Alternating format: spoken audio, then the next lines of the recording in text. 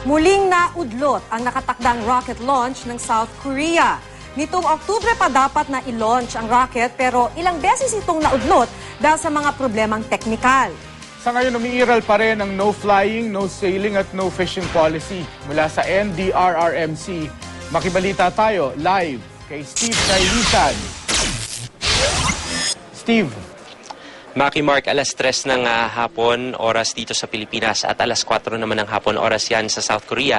Yung nakatakda ng launch itong Korea Space Launch Vehicle 1 na maglalaman ng Science and Technology Satellite 2 ng South Korea. Pero hanggang sa mga sandaling ito ay nag-aantay pa rin ng tawag itong si Undersecretary Benito Ramos ng National Disaster Risk Reduction and Management Council kung ito ba tuluyan ng itinigil o pinospone o kung ito ay matutuloy pa. Pero habang inaantabayanan ng NDRRMC ang opisyal na tawag mula naman sa South Korea, patuloy pa rin na inaabisuhan yung na maging alerto yung mga nanirahan sa mga probinsya dito sa Pilipinas na posibleng daanan sa impapawid nitong rocket.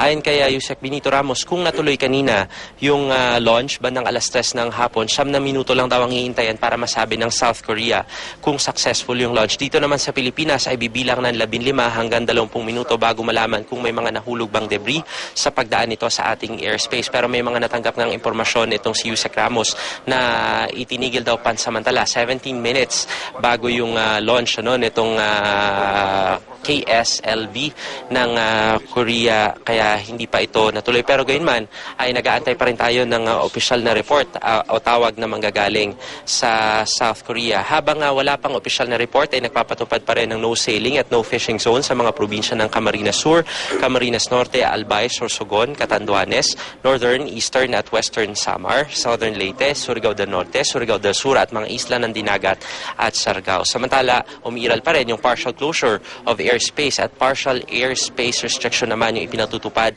hanggang December 2 yan. Kaya hanggang December 2 yan, Maki at Mark, dahil nga sa sandaling di matuloy sa ngayon, may hanggang December 2 pa ang South Korea para ituloy yung kanilang launch. Sa ngayon ay 7 international flights pa rin yung i-reroute, yan yung sa dadaan sa ating airspace, yan yung mga patungong Saipan, Guam at Hawaii.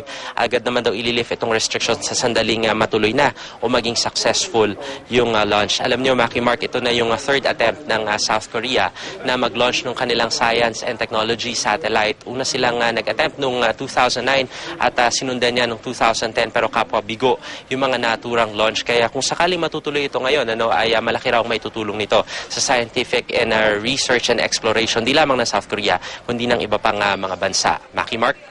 Maraming salamat, Steve.